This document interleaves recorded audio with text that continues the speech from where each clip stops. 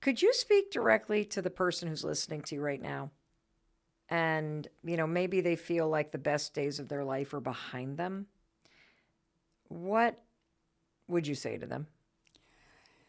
I would say that when you wake up in the morning, you say to yourself, I am so grateful that my eyes opened and that I can swallow and I can get out of bed, brush my teeth, and start a day. How lucky am I?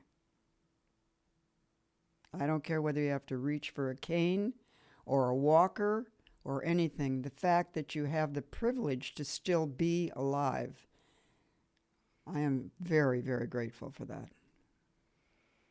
And how about somebody who feels like they're really behind in life? You've got three sons and they've been in various stages in their careers, and you've got, all these grandkids. And so you've seen not only in your own life, but you've seen in the lives of family members and people that you care about, that people can start to feel like, I'm not as successful as I should be, or I'm not, my marriage isn't, or whatever it may be, I'm not where I should be.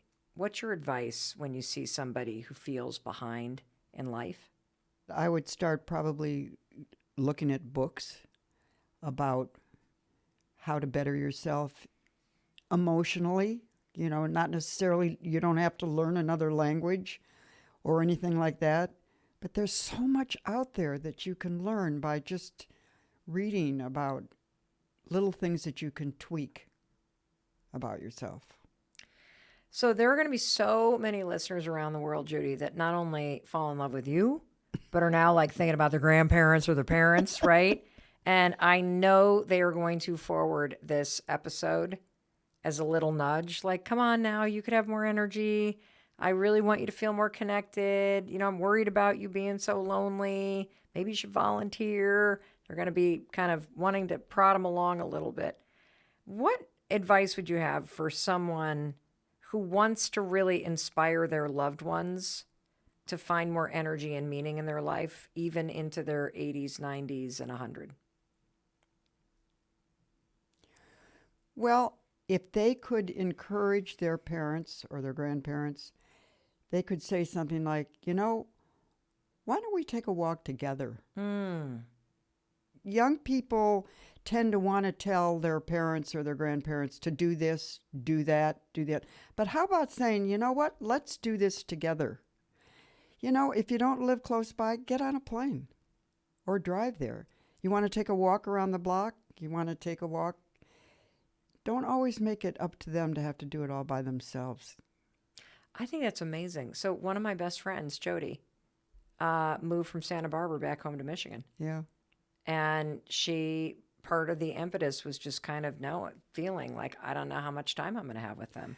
Listen, And going, I want to be there and go on the walk with them. And I love that thing. Like, don't give them the advice.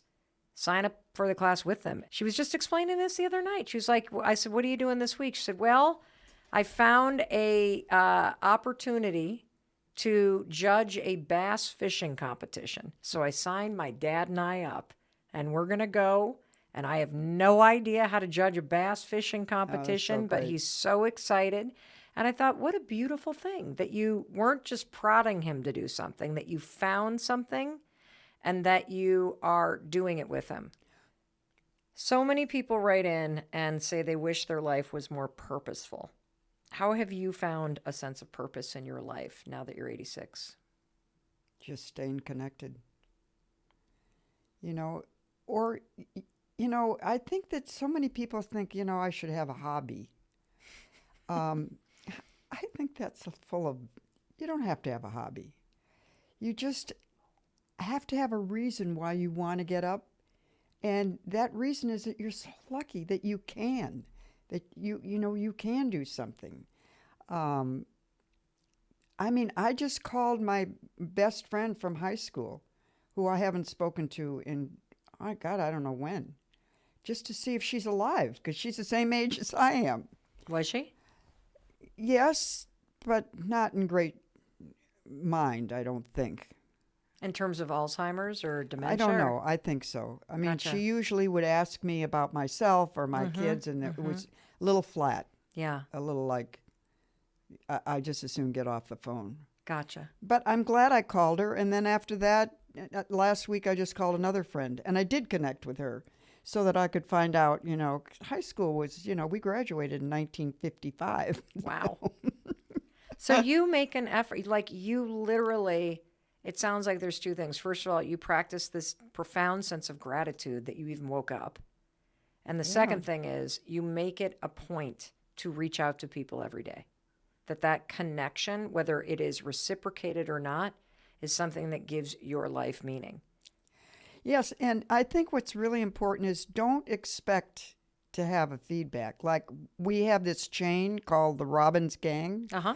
and I send out, a picture. It's a family, it's a multi-generational family group chat that I is created. everybody's on, that Judy created.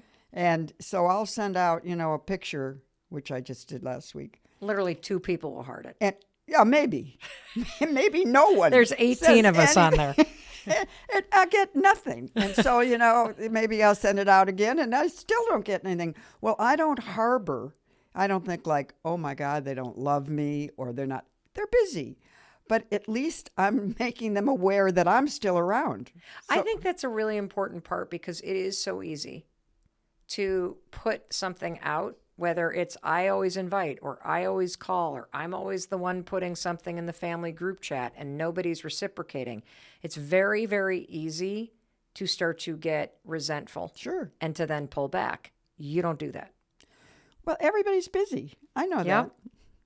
It's my way of saying, don't forget about me. I'm still around. It is amazing. It's not so easy to do. If the person listening, Jude, takes just one action based on everything that you spoke about today, what do you think the most important thing to do is? Is it the ginger snaps with the smoothie? The most important. Yeah, if they only take, because everybody's busy and they're going to listen and really laugh with you and forward this to somebody that they love to inspire them to start walking or connecting or feeling more grateful or realizing that the best days aren't behind you because the days are what you make of them. And the people that you care about are still there. And there are people that you know that are still there. And you can reach out. And so there's a lot that you've given people to think about, whether it's jumping out of airplanes or getting a tattoo or, your just philosophy of staying active and why even reading and walking every day gives more energy to your life. So there's a lot.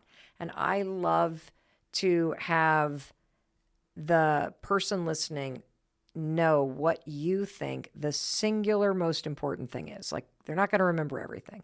So what's the most important thing in your mind if they were only to follow one piece of your advice that would make the biggest difference? To reach out to your friends. Stay connected so you don't feel alone. That would be the most important. Because loneliness will just bring you down, and that brings sickness, taking meds that you probably don't even need. One thing leads to another. If you stay connected, if you have a problem, pick up the phone and be honest with your friend. If you cry, cry. Say, I'm lonely. Can I come over and see you? So, we don't have a lot of time in this world. So I think you reach for the golden ring when you can still see it. Ooh, that's beautiful. What are your parting words? Stay in love. Stay in love. What does that mean? Just love your being. Love yourself. Love your friends. Love your life. You just never know when it's going to end. And believe me, when you get to be my age, you think a lot more about the fact that you have a lot of friends who aren't here anymore. So, no wonder you're the most popular expert we have on the Mel Robbins podcast. Thank you, Mel. No, thank you. I love you. You are such a gift to Thank all you. of us, but to me in particular. I just love you so much. I love you. JJ! Yeah. I'm so glad you're back. You went skydiving for the first time at the age of 80. You got your first tattoo at 85. Now that you're 86, what is your exact workout and movement routine? Oh, well, I walk every day, 4 miles anyhow.